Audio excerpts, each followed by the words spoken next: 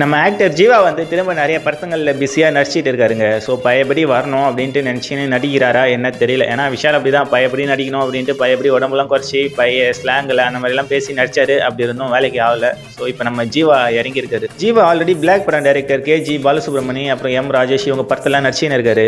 இதுக்கு நடுவில் ஒரு படத்தில் நடிச்சு முடிச்சிட்டாராங்க. அந்த டைரக்டர் யாருன்னு பார்த்தீங்கன்னா நிதிஷ் சகாதேவ். இவர் வந்து ஆல்ரெடி மம்முட்டி கிட்டலாம் கதை சொல்லியிருக்காரு. அவருமே கதை நல்லா இருக்கு பண்ணலாம் அப்படின்னு தான் சொல்லியிருந்தாரான். ஆனால் அவருக்கு உடம்பு சரியில்லாததுனால பண்ண முடியாமல் போயிடுச்சான். ஸோ அந்த கதையை வந்து இப்போ நம்ம ஜீவா நடித்து முடிச்சு படமும் டீசர் ரிலீஸ் பண்ணியிருக்காங்க. படமும் இன்னும் கொஞ்சம் நாள் ரிலீஸ் ஆக போகுது. அந்த டீசருமே நல்ல வரவேற்பு அவங்களுக்கு கொடுத்துருக்கு. ஸோ இந்த படம் எப்படி இருக்கும், அதுவும் நம்ம மம்முட்டி நடிக்க வேண்டிய படத்தில் நம்ம ஜீவா நடிச்சிருக்காருன்னா கதை கொஞ்சம் ஸ்ட்ராங்காக இருக்கும்னு நினைக்கிறேன். இந்த நிதிஷ் சகாதேவ் பண்ணுற படம் வந்து டீசருமே வந்து போய் பாருங்கள். இது நேம் வந்து தலைவர் தம்பி தலைமையில்.